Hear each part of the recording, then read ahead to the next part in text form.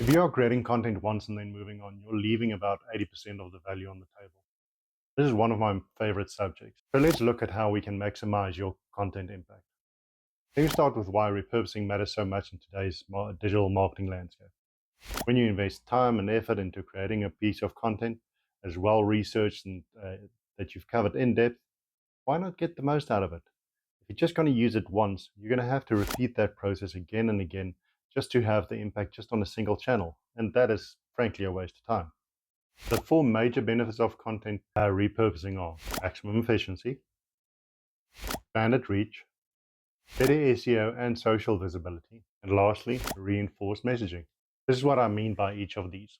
So when you look at maximum efficiency, it's basically making sure that you take your time and your efforts that you put in and actually get the most out of it. So if you're sitting down, you're doing a piece of research and you work through that piece of research and you've come up with a wonderful idea for a long form piece of content, repurpose that into a script.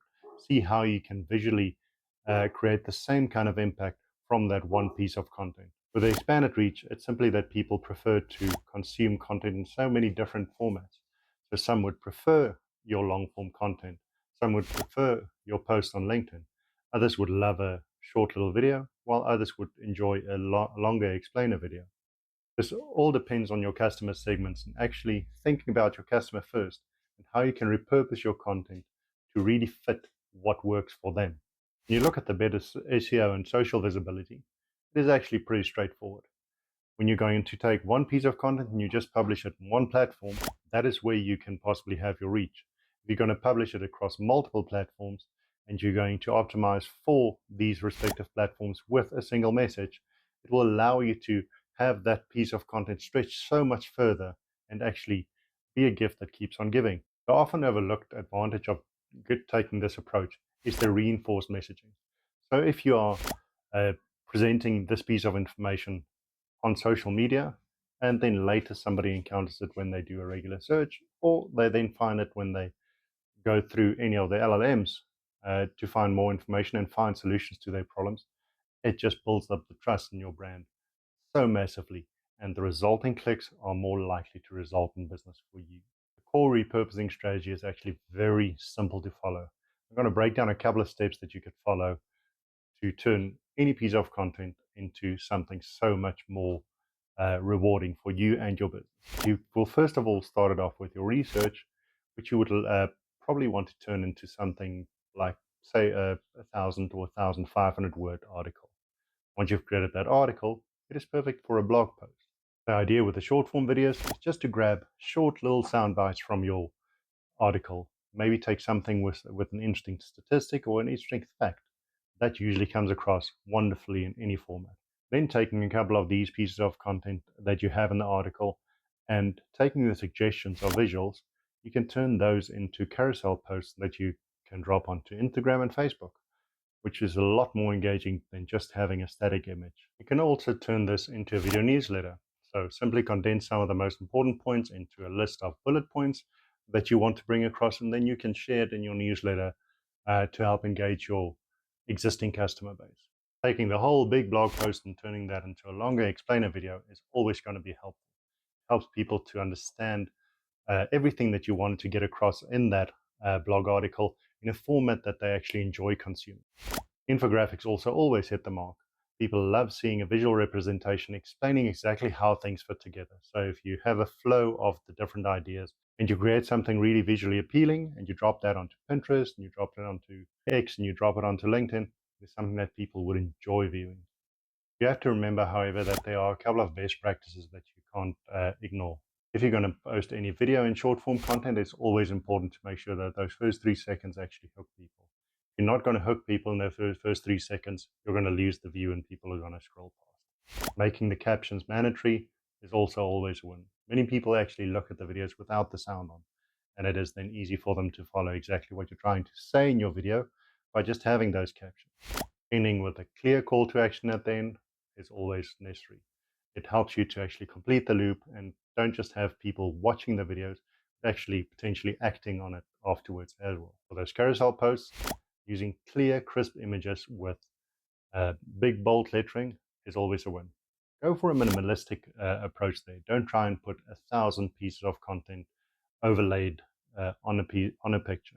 Just go with short little 3, 4, 5 word messages on each of your different carousel images. And we're not going to ignore the blog post. It was actually the first piece of content that you created in all of this. So what you need to make sure of is that it is as engaging as possible. And there are a few things that you can do to win both on the regular SEO side as well as on the LLM side.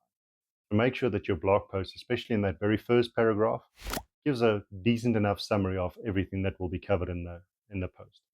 Then have clear headings laid out that specify exactly what you will be covering in the following paragraph or two. If you've got that laid out in a very clear format, it is seen as text chunking, which is something that is easy to consume for LLMs as well as search engines.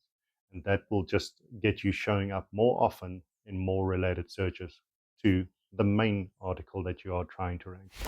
In any blog post, variety is always a winner. So adding in bullet points, adding in lists, adding in images or videos, all of them help to break up the content and make it far more engaging. You're going to have people reading through a lot more on the page, and it's going to increase the likelihood of them interacting with any of the calls to action that you have on the site. On the newsletter side, never fall into the trap of just doing mass sends. Always try and personalize it as far as possible. Make sure that you use the person's first name, at least when you're sending a mail. If you've got any more further segmentation that you can apply, definitely do that so that they can actually see this is meant for them. Then it is always important to make sure that the title that you use is actually engaging and would lead to more opens so that people would consume the information in that. A newsletter is supposed to be concise and to the point and bring the message across relatively quickly. It's not going to be the same length as your blog post, and far from it. You can have people click through to the blog post if they want to, but keep it a lot shorter in your email newsletter. Ensuring that it is also mobile friendly is something that people often forget. If you're not optimizing for mobile, it is not something that would be easy to consume for the vast majority of people who monitor their mails on their phones. In the long form content, focus on branding, focus on layout throughout, and make sure that it is visually appealing. Add subtitles for accessibility and for people watching without sound. Create strong opening and closing segments and make sure that you hook people in the first 3 seconds, and then make sure that you actually have a call to action at the end to close the loop. Something that would help you to actually stick to all of this is if you batch the content creation. So if you've got a couple of pieces of video content that you need to create all of that video content in a specific session. Then at a later stage, if you want to create the images for your carousel, do that.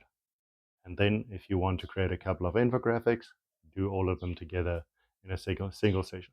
That would make it possible for you to not forget to get around to every single piece of content. Then once you have the wealth of content, make life easier for yourself by actually just scheduling the posting of that content. Something that you can't overlook, however, is monitoring how each of these pieces of content perform. Constantly monitor the content and make sure that you understand what is working and what isn't working. You can increase the velocity on the types of content that works, and you can decrease it on the ones where you're not actually getting traction. There are, however, a couple of pitfalls that people just can't seem to get away from.